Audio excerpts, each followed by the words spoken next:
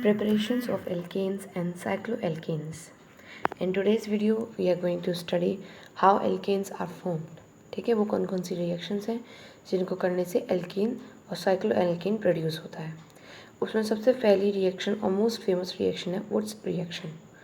ये आपने पहले भी पढ़ी होगी, अगर आप पीसीएम स्टूडेंट हैं रहे होंगे तो आपने केमिस्ट्री में वुड्स रिएक्शन आराम से पढ़ी होगी। तो वुड्स रिएक्शन क्या होती है? Twice of R X, here R X is alkyl halide. ठीक है, यहाँ पर ये क्या है? एल्काइल हैलाइड है। और ये जब सोडियम के साथ रिएक्शन होता है, जब एल्काइल हैलाइड का सोडियम के साथ रिएक्शन होता है इन the presence of dry ether, तो हमें एल्केन मिलता है और ट्वाइस ऑफ NaX इसके साथ प्रोड्यूस होता है। ठीक है, अभी आप ऊपर ऊपर से समझ लीजिए क्या इसके मेन स्टेप्स है। इसके अंदर की जो इंपॉर्टेंट बातें होंगी वो हम अभी बाद में पढ़ेंगे। ठीक है, तो वुड्स रिएक्शन कौन सी होती है ध्यान में रखिएगा? जब एल्काइल हैलाइड सोडियम के साथ रिएक्ट करता है। एल्काइल हैलाइड का क्या मतलब हुआ यहाँ पर?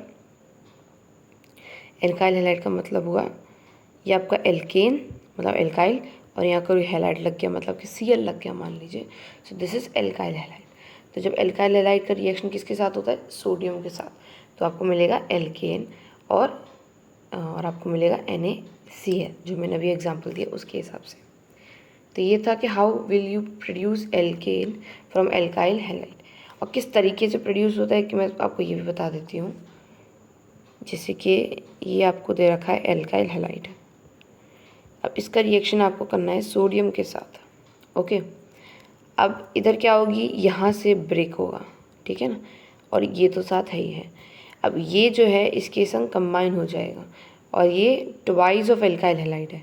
जब ये ट्वाइस ऑफ एल्काइल हैलाइड है तो ये भी ट्वाइस हो जाएगा, तो ये ट्वाइस ऑफ Cl हो जाएगा। यहाँ पर भी Cl2 है और यहाँ पर भी ट्वाइस है, तो साथ में क्या निकल जाएंगे? Twice of NaCl। ठीक है, साथ में इसके प्रोडक्ट बनेंगे। और यहाँ ट्वाइस ऑफ HCH3CH बना हमारे पास, तो मैं इसको बड़ा करके लिखूँ तो मैं इसको कैसे लिखूँगी? कुछ ऐसे, देखिए। तो यहाँ पर इथाइल था, मतलब इथाइल क्लोराइड था, और हमें मिला क्या? ब्यूटेन। तो इसका एक मेजर पॉइंट ये होता है वुड्स फिटिंग रिएक्शन में हमें जो एल्केन मिलता है वो हायर नंबर का मिलता है। क्यों मिलता है? क्योंकि यहाँ पे डबल हो जाता है, इसीलिए हमें हायर नंबर का मिलता है। ये थोड़ा सा एक मेन पॉइंट था। नेक्स्ट रिएक्शन कौन सी है? Kolb electrolytic method. इसमें होता है आपके पास, आप लेते हो पोटेशियम एसिड लेते हो, किसका? किसी भी एल्काइल हैलाइड, इसका एल्केन का, जैसे कि RCOO। अब यहाँ पे हर एक रिएक्शन में R का मतलब होता है एल्केन, वहाँ पर एल्केन जुड़ा होगा। तो यहाँ पर एल्काइल जुड़ा है, कार्बोक्सिलिक एसिड जुड़ा है और पोटेशियम भी जुड़ा है। तो जब ऐसे दो रिएक्शंस होते हैं इस तरीके से तो आपको भी एल्केन मिल सकता है और बाद में कुछ और प्रोडक्ट्स भी मिलते हैं। देखते हैं हम, जैसे हमने पिछले वाले में देखा है किस तरीके से मिलते हैं, इस वाले में भी हम देखते हैं कि किस तरीके से ये प्रोड्यूस होते हैं। देखिएगा ध्यान से। R, इसको हम ले लेते हैं CH3 CH2 COO, और K तो K रहता ही है। Okay, this is the first one. और यहाँ R डैश मतलब कि ये इससे अलग होगा। CH3 ले लेते हैं इसमें और COO K। ठीक है ना, मैंने ये दो ले लिए कार्बोक्सिलिक सॉल्ट्स। अब इनका रिएक्शन जब होगा तो यहाँ से देखिए ब्रेक होगा और इधर से भी ब्रेक होगा। अब जब यहाँ से ब्रेक होगा तो ये वाला और ये वाला जॉइंट हो जाएंगे और जॉइन होके क्या बन जाएंगे? आपके प्रोपेन बना लेंगे आपस में। तो ये बना दिया इन्होंने प्रोपेन। साइड प्रोडक्ट क्या प्रोड्यूस होगा? देखिए ध्यान से, साइड प्रोडक्ट क्या प्रोड्यूस होगा आपका? यहाँ पर है COO, इसको हम ऐसे लिख सकते हैं CO2। ऐसे ही यहाँ पर COO, इसको भी हम लिख सकते हैं क्या? CO2। ठीक है, तो यहाँ पर भी CO2, यहाँ पर भी CO2, तो ट्वाइस ऑफ CO2 प्रोड्यूस हुआ। Is it clear? अब बचा क्या? ये और ये दो पोटेशियम बचे आपके, है ना।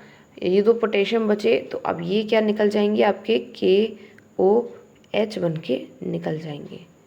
और ये KOH बन के क्यों निकले?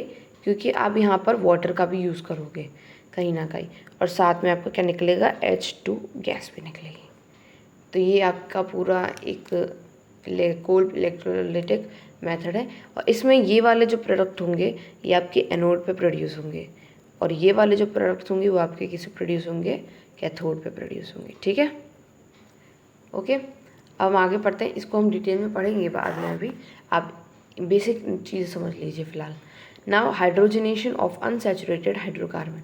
हाइड्रोजनेशन अनसैचुरेटेड हाइड्रोकार्बन मतलब होता है जिसमें डबल बॉन्ड्स या फिर ट्रिपल बॉन्ड्स हो, ऐसे एल्केन्स या फिर ऐसे हाइड्रोकार्बन को हम अनसैचुरेटेड हाइड्रोकार्बन कहते हैं। जैसे कि हमें एग्जांपल देख रहे हैं, ये एक अनसैचुरेटेड हाइड्रोकार्बन है। अब ये इसका जब रिडक्शन होगा या नहीं हाइड्रोजनेशन होगा, जब हाइड्रोजनेशन का क्या मतलब होता है, रिएक्शन टू हाइड्रोजन। तो जब हाइड्रोजनेशन होगा in the presence of some catalyst that is palladium और प्लेटिनम, तो आपका एल्केन मिलेगा आपको। अब यहाँ पर किस तरीके से हो रहा है, देखिए यहाँ पर तो इजी स्टेप है, ये तो आपने पता ही होगा। जब ये H2 यहाँ पर अटैच होंगे, इसके पर रिएक्शन होंगे, तो ये दो एल्काइन का जो एल्कीन का जो बॉन्ड है वो एक एक बॉन्ड खाली रह जाएगा, एक इधर खाली रह जाएगा, एक इधर खाली रह जाएगा, है ना। जब ये वाला बॉन्ड टूटेगा बीच वाला, तो एक बॉन्ड इधर रह गया, एक बॉन्ड इधर रह गया। मान लीजिए सबने दोनों ने अपना अपना बॉन्ड वापस ले लिया। अब दोनों ने अपना अपना बॉन्ड तो वापस ले लिया पर वो खाली है। अब वो सब कैसे फिलअप करोगे, इस H2 से एक H2 यहाँ पोजीशन ले लेगा और एक H2 यहाँ पर पोजीशन ले लेगा, तो बन गया आपका क्या, यहाँ पर H2 बन जाएगा और यहाँ पर H2Cr बन जाएगा। तो ये आपको एल्कीन से क्या मिल गया, एल्केन मिला।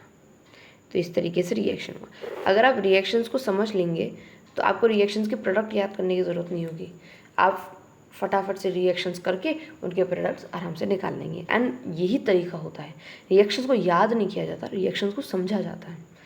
जो रिएक्शंस को याद करता है, केमिस्ट्री को याद करता है, उसके लिए केमिस्ट्री डिफ़िकल्ट होती है। एंड जो समझ लेता है रिएक्शंस को कि किस तरीके से इनका मैकेनिज्म होने वाला है या किस तरीके से प्रोड्यूस होगा प्रोडक्ट, उसके लिए केमिस्ट्री बहुत आसान हो जाती है। ओके, तो हम अपना 4th पॉइंट पे पहुंचते हैं, रिडक्शन ऑफ एल्काइल हैलाइड। अब एल्काइल हैलाइड का हम रिडक्शन करेंगे। दिस इज एल्काइल हैलाइड, इसका रिड्यूसिंग एजेंट की उसके साथ हम रिडक्शन करेंगे तो हमें क्या मिल जाएगा, सिंपल एल्केन मिल जाएगा। या फिर हम एल्काइल हैलाइड को मैग्नीशियम के साथ भी ट्रीट कर सकते हैं तो हमें RMgX मिलेगा। ये क्या, ये RMgX एल्केन है? नो, यहाँ पर RMgX क्या है, ग्रिग्नार्ड रिएजेंट। तो ये आपने साथ में हमें ये भी बता दिया कि ग्रिग्नार्ड रिएजेंट कैसे बनता है। जब आप एल्काइल हैलाइड का रिएक्शन मैग्नीशियम से कराते हो तो आपको ग्रिग्नार्ड रिएजेंट मिलता है। फिर इस ग्रिग्नार्ड रिएजेंट का फर्दर हाइड्रोलाइसिस कराते हैं, मतलब कि एडिशन टू H2O। तो हाइड्रोलाइसिस कराओगे तो आपको क्या मिलेगा, एल्केन और मैग्नीशियम मिलेगा। ओके, तो इस तरीके से आपको एल्काइल हैलाइड आराम से मिल जाएगा। नेक्स्ट आपका आता है decarboxylation of carboxylic acid. Carboxylic acid का डीकार्बोक्सिलेशन करना मतलब कि किसी भी बेस से रिएक्ट कराना। तो RCOONA ये कार्बोक्सिलिक एसिड है, ठीक है, और sodium salt of carboxylic acid है, मेरे को ऐसा कहना चाहिए। तो ये sodium salt of carboxylic acid है, इसका रिएक्शन किसके संग हो रहा है, एक बेस के संग, दैट इज NaOH, ठीक है, कास्टिक सोडा। तो अब इसका रिएक्शन जब होगा तो किस तरीके से होगा, अब इसकी भी मैकेनिज्म समझिए। अब यहाँ पर आपको क्या चाहिए, ध्यान में रखिए, आपको एल्केन बनाना है। अब यहाँ पर देखिए कुछ और रिएक्शन है साइक्लो एल्केन्स के, जैसे कि यहाँ पर मैंने अभी बताया था ब्रोमीन। जब भी आपका हैलाइड ग्रुप होगा वो रिएक्ट किससे करेगा, हमेशा जिंक से रिएक्ट करेगा। और जब कार्बोक्सिलिक एसिड का सॉल्ट होगा तो वो किससे हमेशा रिएक्ट करेगा, बेरियम से रिएक्ट करेगा।